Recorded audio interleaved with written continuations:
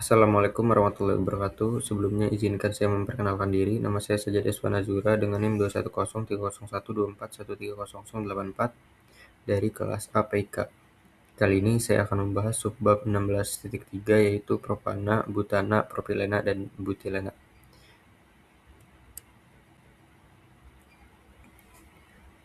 Oke.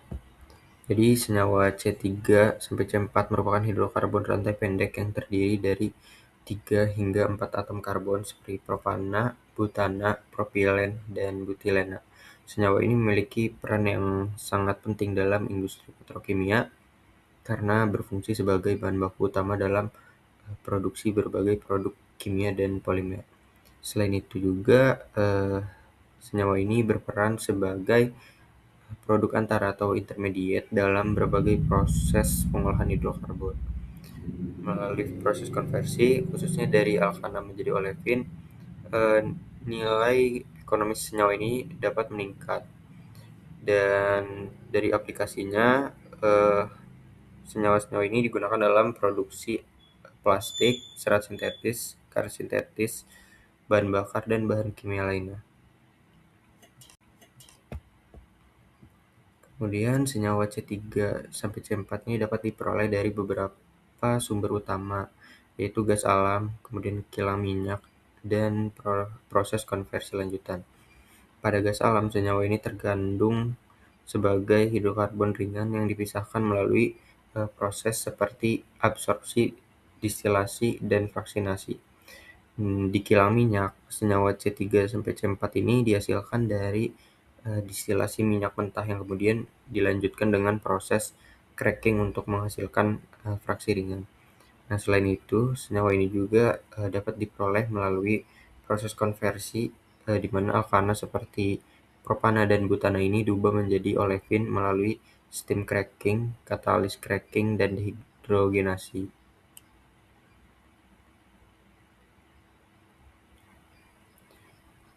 Nah, kemudian proses produksi dari alkana menjadi olefin. Proses ini umumnya dilakukan melalui ada 3 metode utama, yaitu steam cracking, catalytic cracking, dan juga dehidrogenasi. Steam cracking ini merupakan proses termal pada suhu tinggi tanpa katalis yang mampu menghasilkan olefin dalam jumlah yang besar, namun membutuhkan energi yang tinggi. Terus yang kedua itu catalytic cracking, menggunakan katalis sehingga dapat berlangsung pada suhu yang lebih rendah dan mampu mengolah umpan yang lebih berat. Meskipun selektivitas terhadap olefin ini relatif rendah. Terus yang ketiga itu dehidrogenasi merupakan proses penghilangan hidrogen dari alkana dengan menggunakan bantuan katalis yang menghasilkan olefin dengan selektivitas yang tinggi. Tapi untuk kapasitas produksinya itu lebih kecil.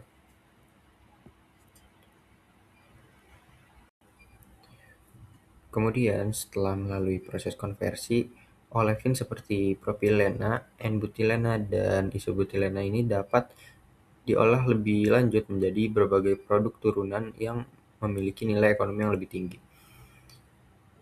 Seperti propilena ini dapat dikonversi menjadi propilen, kemudian propilen oxide, dan juga akrilonitril yang banyak digunakan dalam industri plastik, tekstil, dan juga industri kimia. Sementara itu untuk N-butilena dapat menghasilkan produk seperti butadiena, terus alkohol, dan berbagai senyawa intermediate lainnya. Selain itu, ada isobutilena yang banyak dimanfaatkan dalam produksi karet sintetis, terus bahan bakar aditif, serta senyawa seperti tersier butanol. Dan mungkin itu aja yang dapat saya sampaikan, kurang lebihnya mohon maaf. Sekian dan terima kasih.